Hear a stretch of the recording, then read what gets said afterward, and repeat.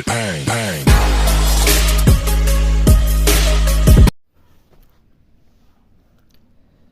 Hello बच्चों, welcome back to online study series. बच्चों, आज हम आपके लिए क्लास 12th के केमिस्ट्री के इम्पोर्टेंट टॉपिक लाए हैं जो बोर्ड के परीक्षाओं के लिए बहुत ही महत्वपूर्ण होने वाला है। यहाँ पर आप क्वेश्चन देखिए, क्वेश्चन दिया है कि प्रासरण दाब को परिभाषित कीजिए, प्रासरण दाब और विलेय के मोलर द्रव्यमान में संबंध को स्थापित कीजिए। ये जो क्वेश्चन है पिछले साल हमारे बोर्ड के परीक्षाओं में पूछा था और ये हर साल पूछा जाने वाले क्वेश्चनों में से है। तो इस प्रकार के क्वेश्चन को अगर आप अध्ययन कर लेते हैं, ये बहुत इंपॉर्टेंट क्वेश्चन है, तो आराम से आप 3 नंबर या 5 नंबर का क्वेश्चन पूछता है कर ले जाएंगे। तो आइए देखते हैं कि प्रासरण दाब क्या होता है। और इससे पहले यदि आप हमारे चैनल पर नए हैं तो चैनल को सब्सक्राइब और वीडियो को लाइक जरूर कर दें ताकि हर प्रकार का वीडियो जो बहुत इंपॉर्टेंट है आपके यहाँ पहुँच जाए। तो चलिए स्टार्ट करते हैं कि प्रासरण दाब होता क्या है। हम यहाँ पर आपको पॉइंट टू पॉइंट लिखे हैं, उसको आपको पॉइंट टू पॉइंट समझाएंगे। सबसे पहले देखिए प्रासरण दाब होता क्या है। तो प्रासरण दाब प्रासरण को रोकने चाहते हैं, ठीक। मान लीजिए आप प्रासरण को रोकना चाहें तो उसे रोकने के लिए उसके विपरीत एक बाह्य दाब लगाना पड़ेगा। प्रासरण को रोकने के लिए आवश्यक बाह्य दाब को मात्रा को ही प्रासरण दाब कहते हैं। अब देखिए पहला लाइन हमारा क्या कह रहा है।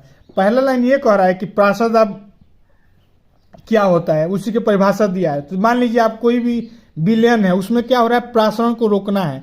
तो इसमें आप ऐसे लिखिएगा कि प्रासरण को रोकना चाहते हैं तो उसके रोकने के लिए एक बाह्य बल लगेगा, बाह्य दाब, विपरीत बाह्य दाब लगाना पड़ेगा।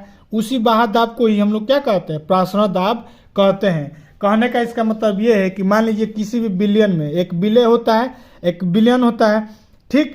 तो उन दोनों को अगर मान लीजिए हम प्रासरण एक झिल्ली का उपयोग करके, परामर्श या झिल्ली का यूज होता है, उसमें केवल जो हमारा विलेय होता है केवल उसी को प्रवाहित किया जाए। मान लीजिए हम चीनी और जल का घोल है, ठीक। अब उसको हम लोग क्या करते हैं, उसको हम एक ऐसा झिल्ली का उपयोग करते हैं कि अब जब उसको हम लोग छानेंगे तो केवल क्या होता है, केवल पानी उसमें से निकले। चीनी की जितना भी मात्रा है केवल उसी गिलास में ही रह जाए, उसमें से बाहर क्या निकले, केवल पानी निकले। तो उसको रोकने के लिए झिल्ली पे जो बल लगेगा उसी को हम लोग क्या कहते हैं, प्रासरण दाब कहते हैं। इसको आप ऐसे सिंपल भाषा में समझ सकते हैं। जब हम लोग चाय छन्नी होता है, चाय दूध सब मिलकर बना होता है, चाय जो हमारा बना होता है, चाय दूध सबसे मिला रहता है। अब जब चाय बन जाता है तो हम लोग क्या करते हैं, उसमें से जो चाय की जो पत्ती होती है उसको हम लोग छान कर बाहर कर लेते हैं। तो छान कर बाहर करने के लिए हम लोग क्या करते हैं, छन्नी का यूज करते हैं। तो छन्नी का यूज करते हैं तो चाय हमारा अलग हो जाता है, चाय का पत्ती अलग हो जाता है। ठीक उसी प्रकार किसी भी विलयन में विलेय के पदार्थों को, विलायक और एक विलेय होता है, तो विलेय के अणुओं को हम लोग रोकने के लिए जो हम लोग झिल्ली का उपयोग करते हैं और उस पर जितना बल लगता है कि ताकि वो रुक जाए, केवल क्या हो, विलायक ही उसमें आर पार हो पाए, उसी को हम लोग क्या कहते हैं, प्रासरण दाब कहते हैं। तो आप इसको ऐसे लिख दीजिए कि प्रासरण को रोकना चाहते हैं तो उसे रोकने के लिए एक विपरीत बाह्य दाब लगाना पड़ता है, उसी बाह्य दाब को ही हम लोग प्रासरण दाब कहते हैं। इतना लिख देंगे, आपको एग्जामिनर समझे कि आप इसको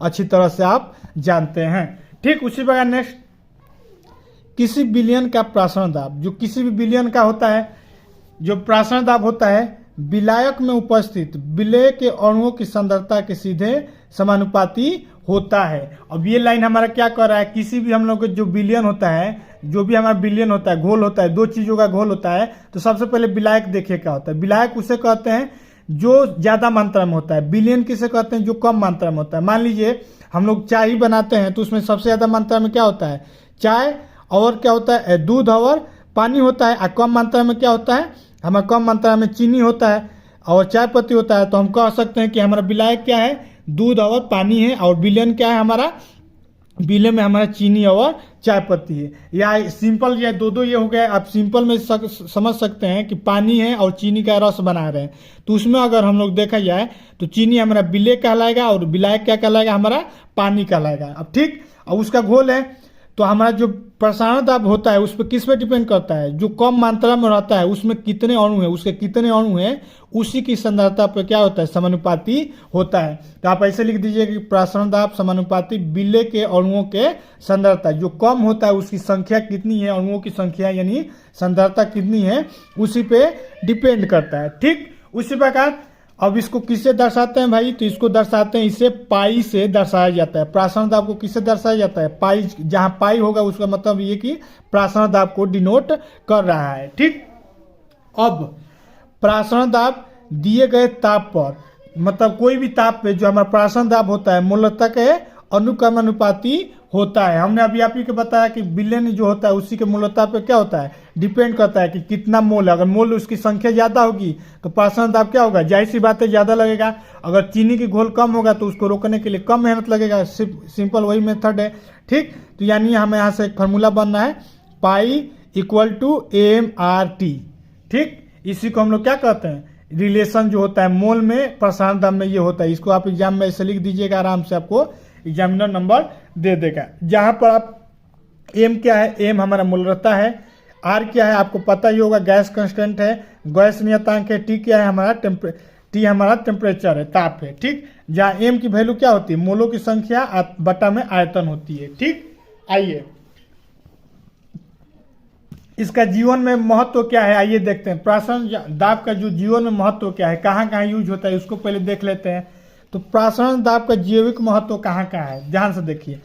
जो पौधे होते हैं या जीव जंतुएं होते हैं उनके शरीर में अनेक कोशिकाओं से मिलकर बना होता है। आपको पता है ये जो हमारा पेड़ पौधा है या हम लोग हैं, हर जीव है, वो किससे बना है, कोशिकाओं से मिलकर बना है।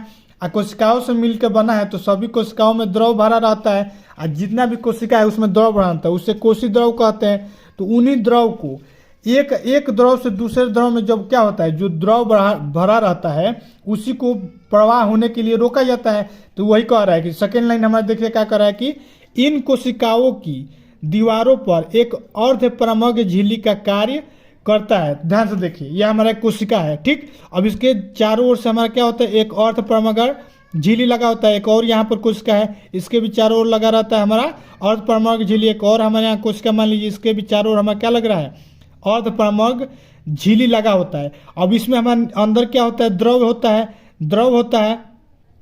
अब द्रव हमारे लिक्विड के रूप में होता है, तो उसको बाहर जाने के रोकने के लिए क्या होता है, यहाँ पर हम लोग झिल्ली लगाते हैं। तो इससे क्या होता है कि अंदर का जो प्रोटीन होता है, जैसे प्रोटीन एंजाइम जो भी इस एंजाइम के रूप में रहता है, वो क्या होता है, हम चारों से झिल्ली लपेट देंगे।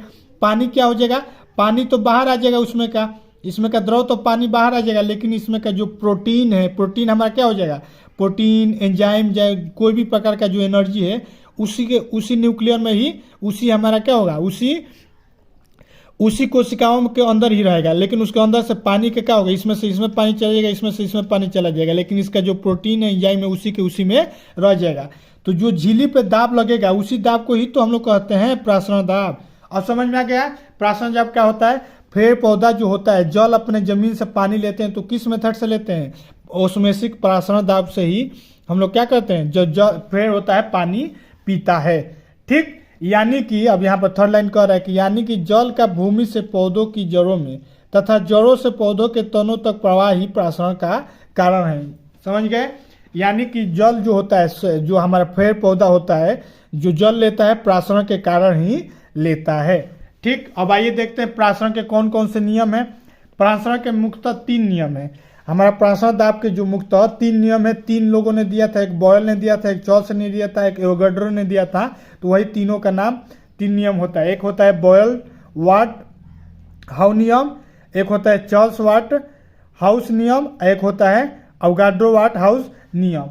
अब देखिए जो बॉयल्स होता है, बॉयल्स लॉ क्या होता है, पाई जो समानुपाती होता है सी के होता है, कॉन्स्टेंशन जो होता है मूलतः के समानुपाती होता है, यही दर्शाता है। ठीक, चार्ल्स लॉ जो कहता है ये भी कहता है कि पाई जो होता है हमारा समानुपाती होता है सी के, और एक एवोगाड्रो जो होता है वो कहता है कि दो विभिन्न प्रासरण दाब के लिए दो अगर अलग अलग उनका मूलतः सेम है, मतलब दोनों का मूलतः सेम है, दोनों में अणुओं की संख्या बराबर है, तो उन दोनों पे दाब हमारा क्या होगा, बराबर लगेगा। इन्हीं नियम को ऐसे बस आप सिंपल में लिख दीजिएगा कि 3 नियम होता है, बॉयल का होता है, चार्ल्स का होता है, और एवोगाड्रो का अवगाव नियम होता है।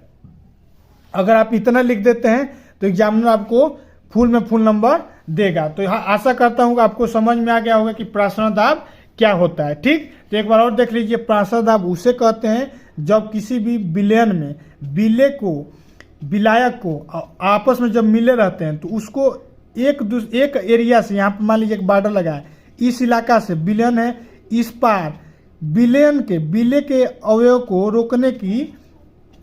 रोकने में जो बल लगता है उसी को हम लोग क्या कहते हैं, प्रासरण बल कहते हैं। ठीक, इतना लाइन आप लिख देते हैं तो एग्जामिनर में आपको फुल नंबर देगा। ठीक, मिलते हैं नेक्स्ट वीडियो में, केमिस्ट्री के और भी इंपॉर्टेंट क्वेश्चन को सॉल्व करेंगे। तब तक के लिए जय हिंद, जय भारत, और हमारे चैनल को सब्सक्राइब जरूर करिएगा। ठीक, धन्यवाद।